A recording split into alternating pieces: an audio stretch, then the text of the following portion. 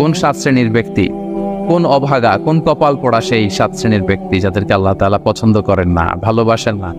এই মর্মে তিনি কালামুল্লাহ মাজিদে ঘোষণা দিয়েছেন এবং আমরা সতর্ক হওয়ার চেষ্টা করব এই বৈশিষ্ট্য যেন কশিনকালেও কবু আমাদের মধ্যে না আসে। তাহলে কালামুল্লাহ মাজিদ আল্লাহ তাআলা যে জানিয়েছেন যে তিনি 7 শ্রেণীর ব্যক্তিকে পছন্দ করেন না, তার মধ্যে প্রথম শ্রেণী হচ্ছে সীমা লঙ্ঘনকারী।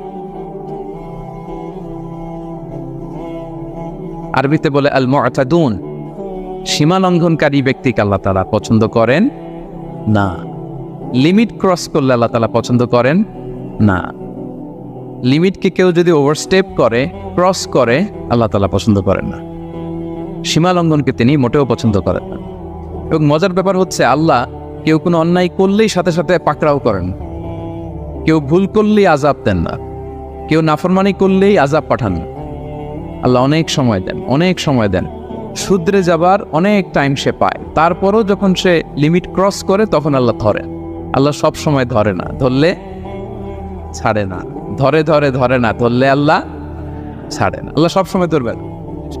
এবং যে সমস্ত জাতিগোষ্ঠীকে এই পৃথিবীতে আল্লাহ আযাব দিয়ে ধ্বংস করেছেন, তাদের স্টোরি যদি আমরা খেয়াল করি, আমরা দেখব যে তাদেরকে আল্লাহ অনেক সুযোগ দিয়েছেন ভালো হওয়ার, শুধরে যাওয়ার।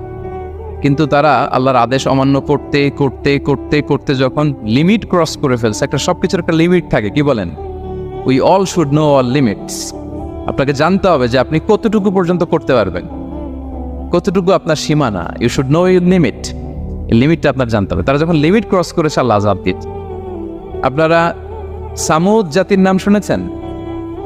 তাদের কাছে আল্লাহ তাআলা একজন নবী পাঠিয়েছিলেন, নাম হচ্ছে সালেহ আলাইহিস সালাম। আল্লাহ নবী সালেহ আলাইহিস সালাম, তিনি তাদেরকে দাওয়াত দিলেন যে হে আমার জাতিগোষ্ঠীর লোকেরা, এক আল্লাহর ইবাদত করো। তারা অবাধ্য হলো। তিনি সত্যের পথে আহ্বান করলেন, তারা এই কথা শুনল না। একটার পর একটা আল্লাহর পায়গাম আসে, তারা অবাধ্য হয়, তারা অবাধ্য হয়, তারা আল্লাহ তাআলার আদেশকে মানে না। সবশেষে সামুদ গোত্র, তারা আবার খুব শক্তিশালী ছিল। তারা পাহাড় কেটে আর্কিটেকচার করে, ডিজাইন করে কিভাবে আবাসন তৈরি করতে হয় পাহাড়ি এলাকায়, মাউন্টেইন এলাকায় কিভাবে আবাসন তৈরি করতে হয়, এটার ব্যাপারে এক্সপার্ট ছিল।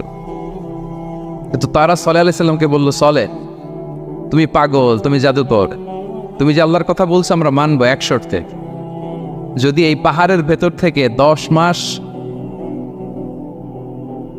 গর্ভধারিণী একটা উট যদি বের করে আনতে পারো, এমন একটা শি ক্যামেল ওট যদি বের করে আনতে পারো, যেই ওটের পেটের ভেতরে একটা বাচ্চা থাকবে এবং ওটটা পাহাড় থেকে বের হয়েই বাচ্চা ভূমিষ্ঠ